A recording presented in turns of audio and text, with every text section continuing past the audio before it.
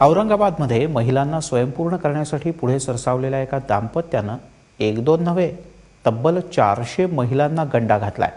रोजगार देण्याचा आमिष दाखवून गोरगरीब महिलांची फसवणूक करणारे हे दोघे कोण आहेत पाहूयात।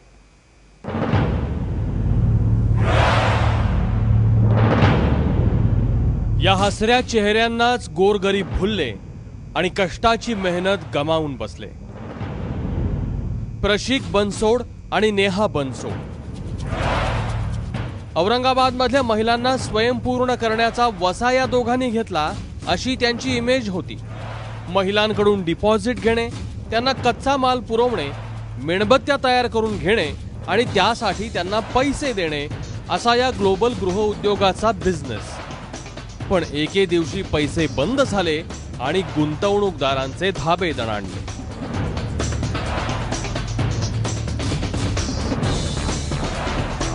घर बसल्या म्हटलं बरं आहे ते, मग आम्ही पैसे गुंतवले। मग एक दोन वेळेस चांगले आले तर नेहमी त्यांची तक्रार म्हणजे बरोबर देत नव्हते माल ते।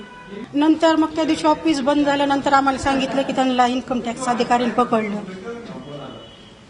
आम्ही 2 दिवस विश्वास ठेवला, दुसऱ्या दिवशी तर लगेच पेपरलाच बातमी आली। सगळ्या लोकांना कुटुंबाला काही काही करून पैसे गुंतवलेले तिथं आणि गेला पळून त्यानं सगळेच तोंड मारून गेला ना। आता माहिती पडाली ना कुठे गेले का नाही, आता काय माहित, आता आपल्याला काय माहित आहे। 10 दिवसांपूर्वी या दोघांनी पोबारा केला तेव्हा कुठे यांचा बनाव उघड झाला, पण तोपर्यंत अनेकांना चुना लागला।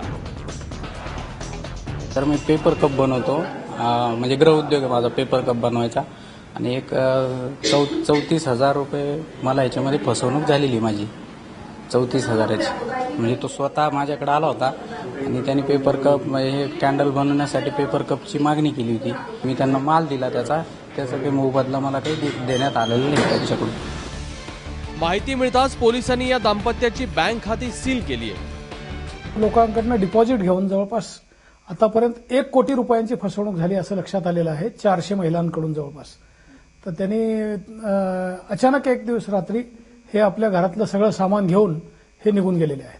याबद्दल मुकुंदवाडी पोलीस ठाण्यामध्ये गुन्हा दाखल आहे आणि आर्थिक गुन्हे शाखेतर्फे या गुन्ह्याचा तपास करण्यात येत आहे। रोजच्या रोज वेगवेगळ्या फसव्या स्कीमचा भांडाफोड होतो, पण तरीही गुंतवणूकदार जरा जास्त फायद्याच्या आमिषाला बळी पडतात। तेव्हा लालच बुरी बला है हे लक्षात ठेवा। कृष्णा केंडे, एबीपी माझा, औरंगाबाद।